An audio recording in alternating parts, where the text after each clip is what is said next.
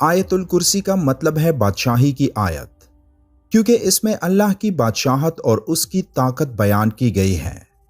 آیت الکرسی ایک مکمل آیت ہے اور اپنے معنی کے اعتبار سے بہت طاقتور ہے۔ اس آیت میں اللہ کی تعریف اور اس کی بادشاہت کا ذکر کیا گیا ہے اور بتایا گیا ہے کہ اللہ تعالیٰ ایک مکمل اور طاقتور ذات ہے۔ اپنی اسی خصوصیت کے باعث آیت الکرسی انسان کو خطرات اور دوسری بلاؤں سے محفوظ رکھنے کے لیے مؤثر ہے۔ آیت الکرسی کے 9 حصے ہیں، مگر ان 9 حصوں کو اللہ نے بہت ہم آہنگی سے بنایا ہے۔ اس آیت کے تمام 9 حصے اقرار اور نفی پر مشتمل ہیں۔ یاد رہے کہ ان میں نفی کا مطلب کسی لفظ سے انکار نہیں، بلکہ اس لفظ میں موجود باتوں کا انکار ہے۔ اقرار کا مطلب کسی چیز یا بات کو ماننا اور تسلیم کرنا، جبکہ نفی کا مطلب اس بات یا چیز سے انکار کرنا۔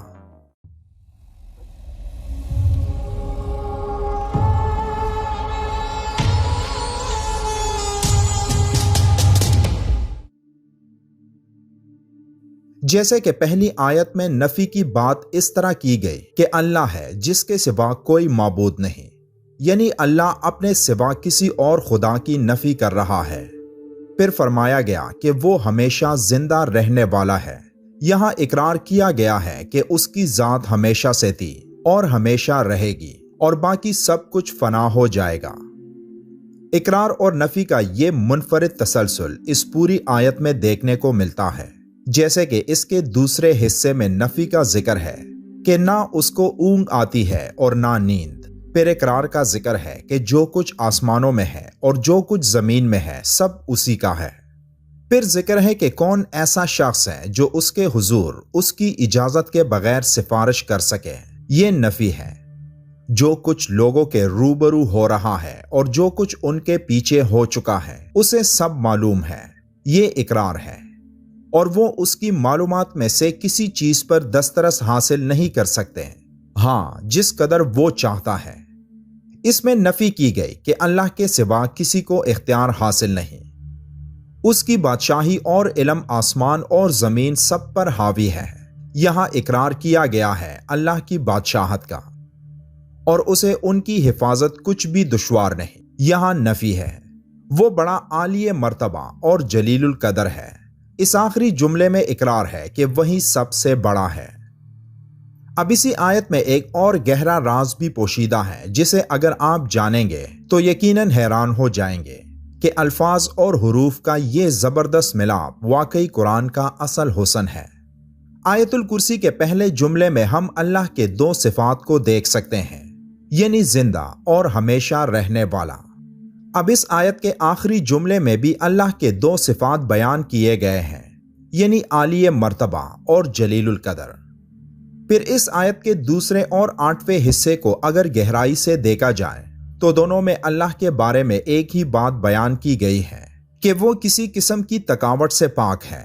جب اللہ کسی چیز کی حفاظت کرتا ہے تو اسے نہ نیند آتی ہے اور نہ اونگ، اور زمین و آسمان کی نگرانی بھی اللہ کو تکاتی نہیں ہے۔ پھر اس آیت کے تیسرے اور 7ویں حصے کو دیکھنے سے معلوم ہوتا ہے کہ یہ آپس میں ملتے جلتے ہیں۔ ان حصوں میں اللہ انسان کو باور کراتا ہے کہ وہ نہ صرف زمین و آسمان کا مالک ہے بلکہ تمام کائنات میں پھیلی ہوئی ہر شے کا بادشاہ بھی ہے۔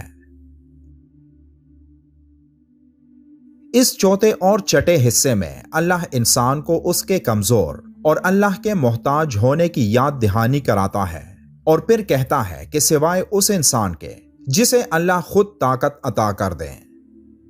اب پہلا اور آخری، دوسرا اور 8واں، تیسرا اور 7واں، چوتھا اور چھٹا حصہ ایک دوسرے سے منسلک ہیں، لیکن 5ویں حصے میں کیا ہے؟ اب سب سے حیران کن اور زبردست بات اس آیت کا درمیانہ اور 5واں حصہ ہے۔ اس میں اللہ انسان کو بتاتا ہے کہ وہ جانتا ہے کہ اس آیت میں اس نے پہلے کیا بیان کیا ہے اور بعد میں کیا بیان کیا ہے۔ اب غور کریں کہ کون ایسی باتیں بتا رہا ہے۔ بے شک اللہ، اور جس طرح اللہ ان تمام باتوں کو بیان کر رہا ہے تو ایسی زبردست وضاحت اللہ کے سوا کوئی اور نہیں کر سکتا، جو اس بات کا بھی ثبوت ہے کہ قرآن لکھے ہوئے الفاظ نہیں، بلکہ یہ اللہ کا کلام ہے جس میں ہر ایک حرف اللہ نے فرمایا ہے۔ ابھی ابن کعب رضی اللہ تعالیٰ عنہ بیان کرتے ہیں کہ نبی کریم صلی اللہ علیہ وآلہ وسلم نے ان سے سوال کیا کہ کتاب اللہ میں سب سے عظیم آیت کون سی ہے؟ تو وہ کہنے لگے کہ اللہ اور اس کے رسول صلی اللہ علیہ وآلہ وسلم کو ہی زیادہ علم ہے۔ یہ سوال کئی بار دہرایا اور پھر فرمانے لگے کہ وہ آیت الکرسی ہے۔ ابو ہریرہ رضی اللہ تعالیٰ عنہ بیان کرتے ہیں کہ رسول کریم صلی اللہ علیہ وآلہ وسلم نے فرمایا، سورہ البقرہ میں ایسی آیت ہے جو کہ قرآن کی تمام آیات کی سردار ہے، وہ جس گھر میں بھی پڑھی جائے اس سے شیطان نکل بھاگتا ہے، وہ آیت الکرسی ہے۔ ایک اور حدیث پاک میں نبی کریم صلی اللہ علیہ وآلہ وسلم نے فرمایا، جس نے ہر فرض نماز کے بعد آیت الکرسی پڑھی اسے جنت میں داخل ہونے سے صرف موت ہی روک سکتی ہے۔ صحیح بخاری کی روایت سے یہ بات بھی ثابت ہوتی ہے کہ جو انسان سونے سے پہلے آیت الکرسی کی تلاوت کرے گا تو صبح تک اس کی حفاظت کا ذمہ اللہ کے حکم سے فرشتے کریں گے۔